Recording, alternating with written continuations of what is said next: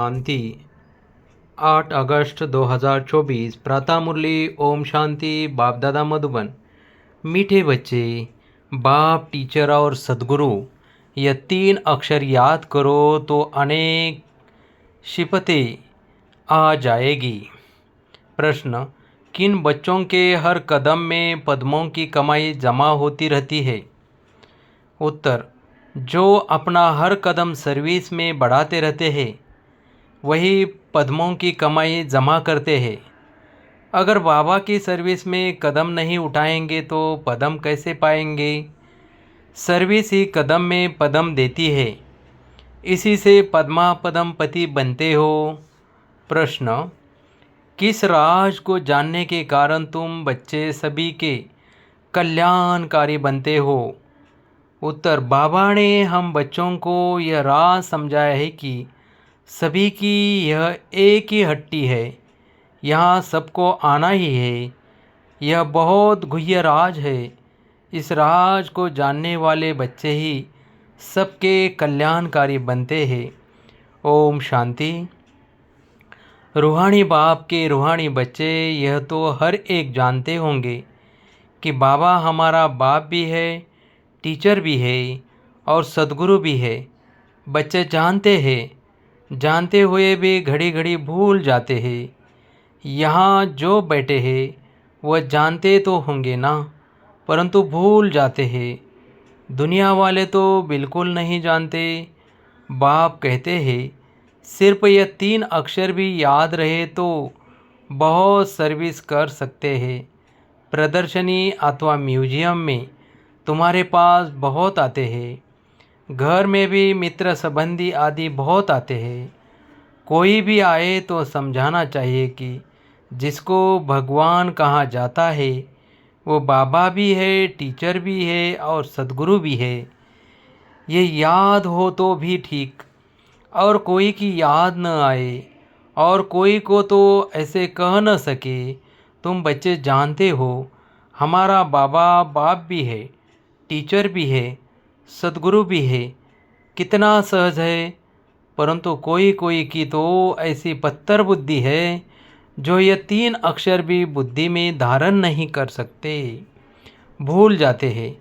बाबा हमको मनुष्य से देवता बनाते हैं क्योंकि बेहद का बाप है ना, बेहद का बाप है तो ज़रूर बेहद का वर्षा ही देंगे। बेहद का वर्षा है देवताओं के पास। इतना सिर्फ याद करें तो घर में भी बहुत सर्विस कर सकते हैं, परंतु यह भी भूल जाने के कारण किसी को बता नहीं सकते। घड़ी घड़ी भूल जाते हैं क्योंकि सारे कल्प के भूले हुए हैं। अब बाप बैठ समझाते हैं। वास्तव में यह ज्ञान बहुत सिंपल है। बाकी याद की यात्रा से संपूर्ण बनना, इसमें मेहनत है। बाबा हमारा बाप भी है, शिक्षा भी देते हैं, वर्षा भी देते हैं, पवित्र भी बनाते हैं क्योंकि पतित पावन बाप है। सिर्फ कहते हैं कि सबको यही कहो कि मुझे याद करो। बाबा की सर्विस में ज़रा भी कदम नहीं उठा तो वह फिर पदम कैसे पाएंगे? पद्मापति तो सर्विस से ही बन सकते हैं। सर्विस ही कदम में पदम ले आती है। सर्विस के लिए बच्चे कहाँ कहाँ से भागते रहते हैं, कितने कदम उठाए जाते हैं। पदम तो उन्हों को मिलेगा ना, यह भी बुद्धि कहती है पहले शूद्र को ब्राह्मण बनाना पड़े। ब्राह्मण ही नहीं बनाएंगे तो क्या बनेंगे? सर्विस तो चाहिए ना। बच्चों को सर्विस का समाचार भी इसलिए सुनाया जाता है कि टेम्पटेशन हो। सर्विस से ही पदम मिले हैं। सिर्फ एक बाप ही सुनाओ जो दुनिया में और कोई नहीं जानते। बेहद का बाप है, परंतु बाप का कोई को पता नहीं है। सिर्फ ऐसे ही गॉड फादर कहते रहते हैं। वह टीचर है, यह तो कोई की बुद्धि में नहीं होगा। स्टूडेंट की बुद्धि में हमेशा टीचर याद रहता है। जो पूरी रीति नहीं पढ़ते हैं उनको अनपढ़ा कहा जाता है। बाबा कहते हर्जा नहीं है। तुम कुछ भी न पढ़े हुए यह तो समझ सकते हो ना कि हम भाई भाई है, हमारा बाप बेहद का है। बाप आते ही है एक धर्म की स्थापना करने, ब्रह्मा द्वारा करते हैं, परंतु लोग कुछ भी समझते नहीं है। ईश्वर अगर कभी न आया हुआ होता तो उनको बुलाते ही क्यों, हे लिबरेटर आओ, हे पतित पावन आओ, जबकि पतित पावन को याद करते हैं। फिर शास्त्र क्यों पढ़ते, तीर्थों पर क्यों जाते, वहाँ बैठा है क्या, कोई जानते नहीं। जबकि पतित पावन ईश्वर है तो गंगा स्नान आदि से कोई पावन हो कैसे सकते, स्वर्ग में कोई जा कैसे सकते। जन्म तो यहाँ ही लेना है। नई दुनिया और पुरानी दुनिया में फ़र्क तो है ना, इसी को सतयुग थोड़े ही कहेंगे। अब तो कलयुग है ना। मनुष्यों की तो बिल्कुल पत्थर बुद्धि है। जहाँ थोड़ा सुख देखते हैं तो स्वर्ग समझ लेते हैं। ये बाप ही समझाते हैं। बाप कोई गाली नहीं देते हैं, बाप शिक्षा भी देते हैं, सबको सद्गति भी देते हैं। भगवान बाप है तो बाप से ज़रूर कुछ मिलना चाहिए। बाबा अक्षर भी ऐसा है जो उनसे वर्षे की खुशबू ज़रूर आती है। और भले कितना भी काका मामा आदि है, परंतु उनसे वर्षे की खुशबू नहीं आती। अंतर्मुख हो विचार करना है कि बाप ठीक कहते हैं। गुरु के पास कोई जायदाद होती नहीं, वह तो खुद ही घर बार छोड़ते हैं। तुमने संन्यास किया है विकारों का, वह तो कह देते हमने घर बार छोड़ा। तुम कहते हो हम सारी दुनिया के विकारों का संन्यास करते हैं। नई दुनिया में जाना कितना सहज है। हम संन्यास करते हैं सारी पुरानी सृष्टि, तमो प्रधान दुनिया का। सतयुग है नई दुनिया, यह भी जानते हो। नई दुनिया थी ज़रूर। सब गाते हैं स्वर्ग कहाँ ही जाता है नई दुनिया को, परंतु वो लोग सिर्फ कहने मात्र कह देते हैं, समझ कुछ नहीं। तो बाप बच्चों को कहते हैं सिर्फ ये विचार करो, बाबा हमारा बाप भी है, शिक्षक और सद्गुरु भी है, सबको ले जाएंगे। अक्षर ही दो है, मनमना भव, इसमें सब आ जाता है, परंतु यह भी भूल जाते हैं। पता नहीं बुद्धि में क्या क्या याद रहता है। नहीं तो रोज़ लिखकर दो कि इतना समय हम किस अवस्था में बैठे थे। तुम बैठे हो बाप टीचर सद्गुरु के सामने, तो वही याद आना चाहिए ना। स्टूडेंट को टीचर ही याद आएगा, परंतु यहाँ माया है ना, एकदम माता ही मूड देती है, सारा राज्य भाग्य ही ले लेती है। तुमको पता नहीं पड़ता है। आए तो थे वर्षा लेने, परंतु मिलता कुछ भी नहीं, ऐसे ही कहेंगे ना। भला स्वर्ग में तो चलेंगे, परंतु वह कोई बड़ी बात थोड़ी है। यहाँ आए भला परंतु पढ़े नहीं, फिर स्वर्ग में तो जाएंगे ना। यहाँ तो बैठे हैं ना, समझते स्वर्ग में जाना है, फिर क्या भी बने, वह तो पढ़ाई नहीं हुई ना। थोड़ा भी सुना तो उसका फल मिल जाता है। पढ़ाई से तो बड़ी स्कॉलरशिप मिलती है। बाप से ऊंचते ऊंच पद पाना है तो पुरुषार्थ करना पड़े। पढ़ाई याद होगी तो 84 का चक्र भी याद आ जाएगा। यहाँ बैठने से सब याद आना चाहिए, परंतु यह भी याद आता नहीं है। अगर याद आए तो किसको सुनाए भी। चित्र तो सबके पास है।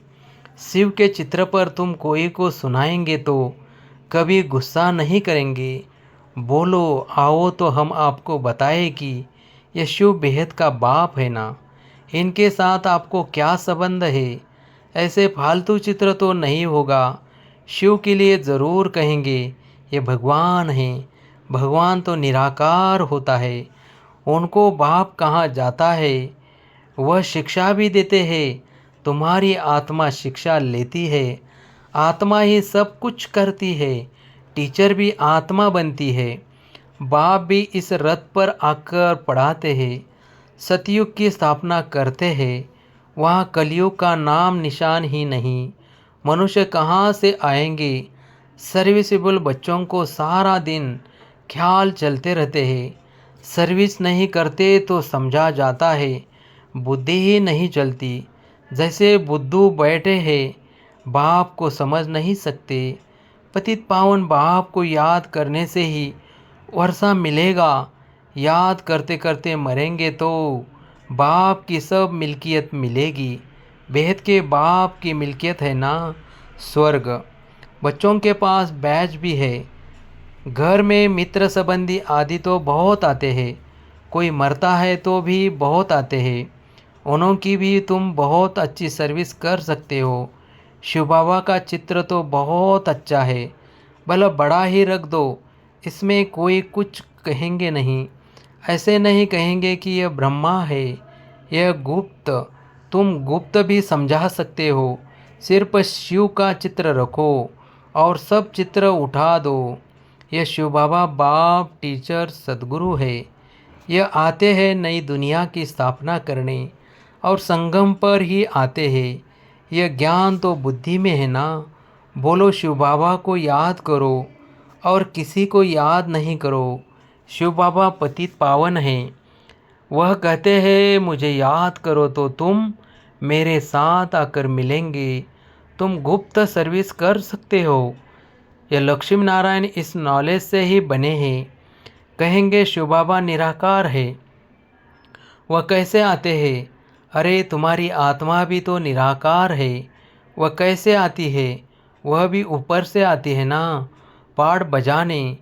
यह भी बाप आकर समझाते हैं। बैल पर तो आ न सके, बोलेगा कैसे? साधारण बूढ़े तन में आते हैं। समझाने की भी बड़ी युक्ति चाहिए। कोई कहते तुम भक्ति नहीं करते हो, बोलो हम तो सब कुछ करते हैं। युक्ति से चलना होता है।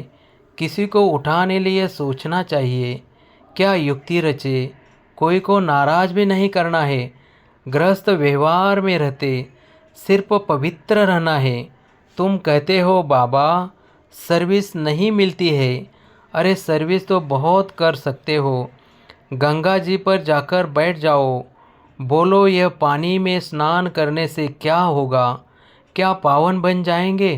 तुम तो भगवान को कहते हो हे पतित पावन आओ, आकर पावन बनाओ। फिर वह पतित पावन है या यह? ऐसी नदियाँ तो ढेर है, वहाँ पतित पावन तो एक ही है। ये पानी की नदियाँ तो सदैव ही है। बाप को तो पावन बनाने के लिए आना पड़ता है। आते भी है पुरुषोत्तम संगम युग पर, आकर पावन बनाते हैं। वहाँ कोई पतित होता नहीं। नाम ही है स्वर्ग। नई दुनिया अभी तो है पुरानी दुनिया। इस संगम युग का तुमको ही पता है और कोई समझ न सके। बाप तो अनेक प्रकार की सर्विस की युक्तियाँ समझाते हैं। बुद्धू भी न बनो, कहते हैं अमरनाथ पर भी कबूतर होते हैं, पिंजन पैगाम पहुंचाते हैं। ऐसे नहीं, परमात्मा का पैगाम ऊपर से कबूतर लाएंगे। यह भी सिखलाते हैं। उनके पाँव में लिखकर बांधेंगे तो ले जाएगा। उनको सहज रीति दाना मिलता है तो और कहाँ भटकने की दरकार नहीं। तुमको भी यहाँ दाना मिलता है। तुम्हारी बुद्धि में है विश्व की बादशाही जो यहाँ से मिलती है। वह फिर समझते हैं दाना यहाँ मिलता है तो फिर हीर जाते हैं। तुम तो चैतन्य हो, तुमको अविनाशी ज्ञान रत्नों का दाना मिलता है। शास्त्रों में भी चिड़ियों ने सागर को सुखाया, बहुत कथाएं लिख दी है। मनुष्य कहेंगे सत्य, फिर कहते हैं सागर से देवता निकले, रत्नों की थालियाँ भरकर ले आए। कहेंगे सत्य, अब समुद्र से देवता कैसे निकलेंगे? समुद्र में मनुष्य व देवता रहते हैं क्या? कुछ भी समझते नहीं। जन्म जन्मांतर झूठ ही पढ़ते सुनते रहते हैं। इसलिए कहते हैं झूठी माया, सच्चे और झूठे। संसार में कितना रात दिन का फर्क है।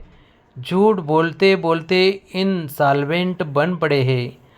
तुम कितना युक्ति से समझाते हो, फिर भी कोटों में कोई ही बुद्धि में बैठता है। यह है बहुत सहज ज्ञान और सहज योग। बाप टीचर सद्गुरु का याद करने से उनकी सिफतें भी बुद्धि में आ जाएगी। अपनी जांच करनी चाहिए। हम सब बाबा को याद करते हैं, वह और तरफ बुद्धि जाती है। तुम्हारी बुद्धि की अभी समझ मिलती है। कितनी मीठी मीठी बातें बाप समझाते हैं, युक्तियाँ बताते हैं। तुम कोई को बैठकर समझाएंगे, फिर तुम्हारे दुश्मन भी नहीं बनेंगे। शिव बाबा ही तुम्हारा बाप टीचर सद्गुरु है। उनको याद करो। समझाने की युक्ति रचनी चाहिए। ब्रह्मा के चित्र पर बहुत पीछे पड़ते हैं। शिव का चित्र देख कभी उड़ाएंगे नहीं। अरे यह तो आत्माओं का बाप है ना। तो बाप को याद करो। इनसे बहुतों को फायदा हो सकता है। इनको याद करने से तुम पतित से पावन बन जाएंगे। वह सबका बाप है। एक बाप के सिवाय कोई की याद नहीं आनी चाहिए। और संग तोड़ एक संग जोड़ना है। यह है किसी के कल्याण करने की युक्तियाँ। बाप को याद ही नहीं कर सकेंगे तो पावन कैसे बनेंगे। घर में भी तुम बहुत सर्विस कर सकते हो। बहुत मित्र संबंधी आदि तुमको मिलेंगे। भिन्न भिन्न युक्तियाँ रचो। बहुतों का कल्याण कर सकते हो। हट्टी तो एक ही है और कोई हट्टी है नहीं, तो जाएंगे कहाँ। अच्छा, मीठे मीठे सिखिलदे बच्चों प्रति माता पिता बाप दादा का याद प्यार और गुड मॉर्निंग।